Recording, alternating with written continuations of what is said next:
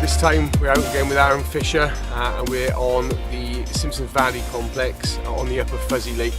This is sort of the big fish water. There's nothing huge in here, Aaron, is there, mate? But some cracking targets. No, it says another intimate little water. Yeah. There's a few targets. The big mirror came out last week at 29.2, 29.3 I think. Always surprised me to that. Bit gutted, yeah, that came out last week, but you never know. There's a ghost common, which is a nice mid to upper. There's a long common, which is a cracking common. That's again a mid to upper 20. And then there's a near fully, which again is a mid to upper 20. Jesus, as I said, it is a small water, and a lot of people don't know me for my very quiet, timid self. But Aaron has given me a massive warning. You've got to be quiet. As I say, we're on fluoro, we're sinking the lines. As I say, the weather has taken a massive change. As I say, driving down, it was stunning. Got to the venue and it's sort of taken chill, and then tomorrow's due to be sort of easterlies and a bit of chill in the air. But baits can go be out, mate, and hopefully fish on the bank. Well, fingers crossed. There we are. So they say what we'll do with this one is say if we do have anything, we'll show you some rigs and some bits and pieces. So no further ado, let's carry on with the session.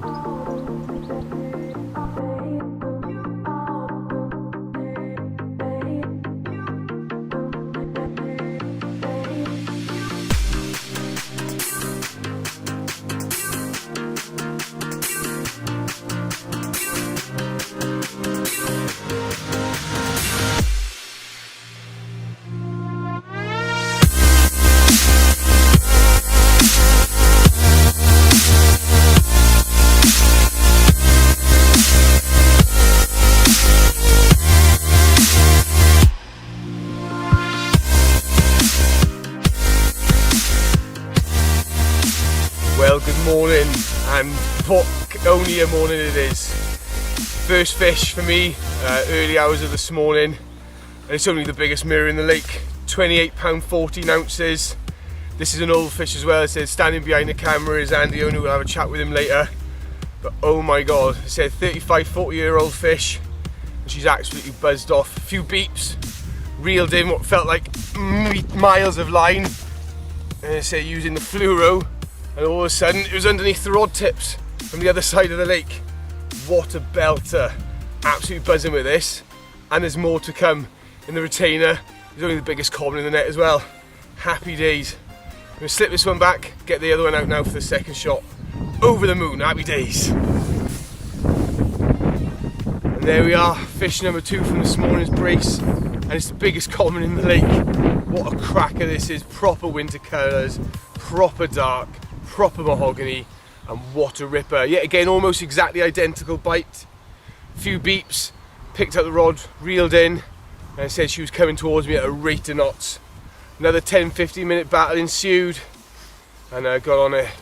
I said the bait, I've been spraying the baits with stinky stuff, the bubblegum cream, and that's really seemed to have sort of, whether that's inside the bite, I said this one, the rod hadn't been back out 10-15 minutes, and off it went again. Casting to the far bank and dropping them in nice and quietly with a couple of handfuls of hemp. Same circumstances, same situation, same rod, same happy me.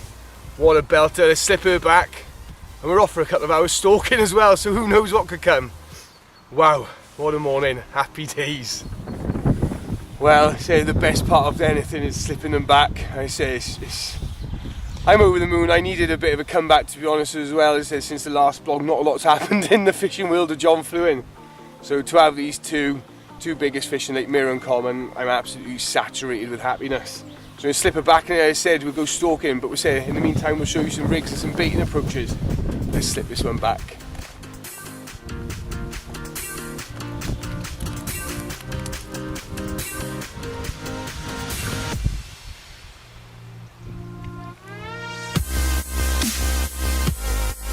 morning. We're here with Andrew. He's the fishery manager of Simpson Valley.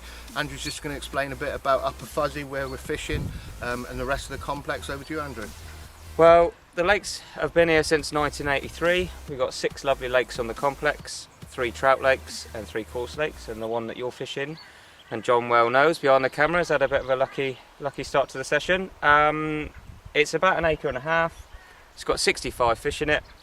It's got some absolutely stunning looking mirrors and commons in here, to sort of scrape the 30s, and they continue to grow and thrive. A few of our other lakes, we've got Lower Fuzzy, which is our specimen coarse fishing lake. We've got a match lake at Martin's, and then, like I say, we've got 3 trout lakes offering lure fishing and fly fishing for the trout. And they're all day tickets? Every single lake's day ticket. You can pay at the house up the top of the lane, then come on down and fish to your heart's content. And what sort of money is, like the specimen lake, what sort of money is that for a day? Or it's only £8 for 2 rods, maximum of 2 rods on the lake at any one time. £5 for a single rod if you just want to fish a single rod, and £3 extra for the additional rod. Ideal. Thank you very much, Andrew. No worries. Cheers.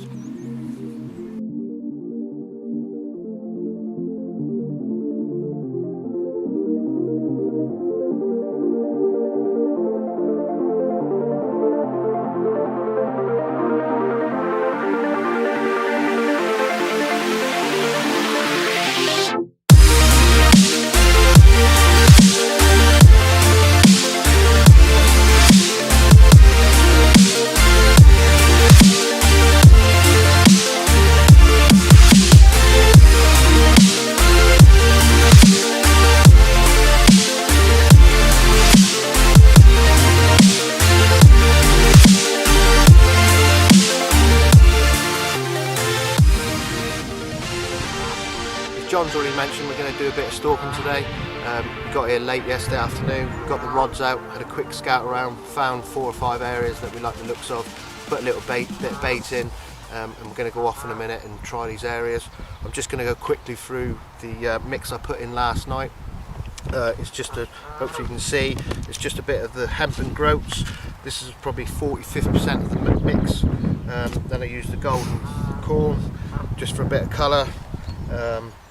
They like small baits in here, so for the vegetable side of it I've put a little bit of chickpeas in, just a bit of extra.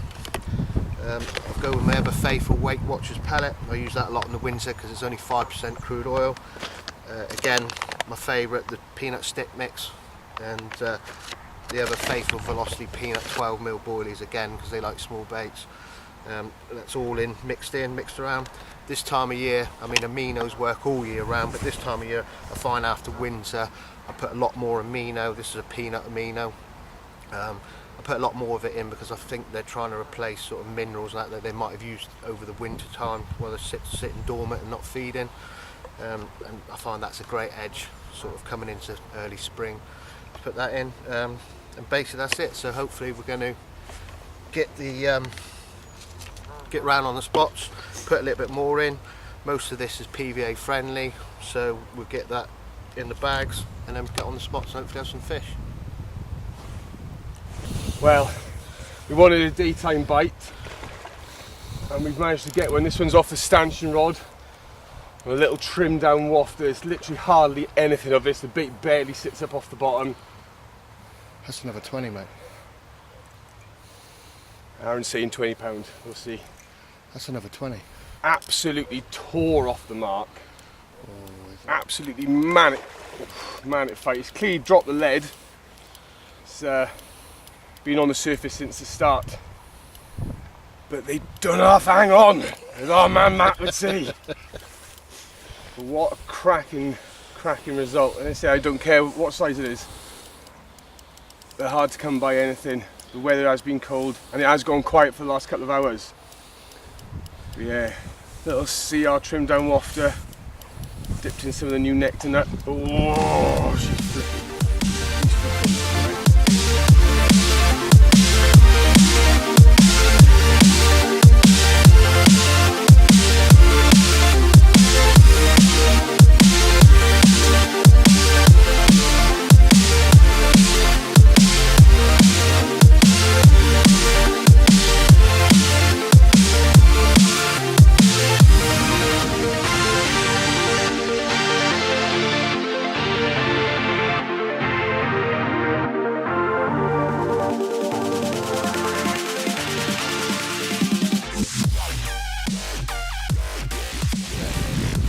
There we are, number 3. This time off the stanchion rod on a whittled down wafter. Nearly tore the rod off the rest. As I said, slackened off after earlier I did lose one. And when I retrieved the rig, I'd lost the lead, so I had been properly tucked up. I'll try and go. But no, it's £17 on the button. As you can see, dorsal up. She's angry. She didn't want to get hooked. But yeah, dumped the lead straight away as I'm fishing an inline drop-off system, and come into the net. Happy days. Yeah, so I've only literally within the last half an hour put a couple more handfuls of the old hempen gropes out. So they're clearly on the munch. They're clearly in this deeper water end. And I'm clearly happy days. So slip her back and get the rod back on the spot again and continue the session. Right, I'm very quickly going to go through my rig. I said it's not going to show you how to tie it in slow motion or anything. It would be very boring. It's a very, very basic rig. I got some summer camo downfall coat with braid, sort of 10 to 12 inches. No exact reason why I'm using exactly that length, to be honest. It's just a standard length I do use. There is a barbless rule on the venue, so I've got the gripper size 4. Speaking to Andy when he saw me tying up the rig, he couldn't believe the size of the hook I was using. But with barbless, I like a bigger hook because I certainly think the sort of the length of that shank does act as a kicker and holds it in for you when I'm fishing this sort of naked bare rig, if you like, for the finicky fish. And ordinarily for me, really, as I say, I've got quite long hair, and attached to that long hair is one of the CR1 wafters, trimmed down to almost nothing. It doesn't even waft anymore, it just literally just holds at an angle on the bottom. Purpose for that, as I said, as Aaron and Andy have said, and Bob have said as well, they are finicky feeders. They don't like anything sort of too obvious and in their face. This colour sort of matches the baits that I'm putting around, but obviously with that sort of negation of the weight of the hook. Long hair, because with this rig I certainly like the fact that it goes into the mouth. The blowback ring allows the hook to turn and flip. And that's it really, so there's nothing complicated, nothing technical. What I do though on every cast is just nick a little PVA bag on, and here's a little tip from Mr. Fisher. I leave quite a long tag end on the bag, and what that allows you to do is wrap it around, pinching the hair with these long hairs, and then just nick the point of the hook back through. And what that stops then is that hook being able to loop round, that hair being able to loop round, pardon me. And as I say, I have mentioned it, I have been using this stuff, which is the bubblegum cream from Stinky Stuff. It's a new flavour, and it's absolutely ridiculously potent. It's their first sweet smelling one, which is really, really good, because I just love sweet smelling stuff. Mixed with the CR1 bag of crumb and the CR1 bait, this does work really well. I'm going to try and not get upwind of it too much. But give it a crank, just, say you've seen me use this stuff before, but in the fishier ones. This one is super, super sweet, super sticky. It does come in this red colour. The red colour does fade away and waft away, but it does leave a little trace in the water. Completely fish friendly though, obviously. And that little nugget has what's done me 3 fish. Over the moon really, as I say, I mean, I wasn't expecting anything. 2 biggest fish in the lake and a cracking angry 17-pounder. So I mean, they're doing the damage, and then over the top of all this as well, I am putting out the Hooked on Baits hemp and grope mix that I go everywhere with really. And yeah, so happy days. So this one is actually going to go out now onto the long range spot again, and fingers crossed for another fish in the day or the night.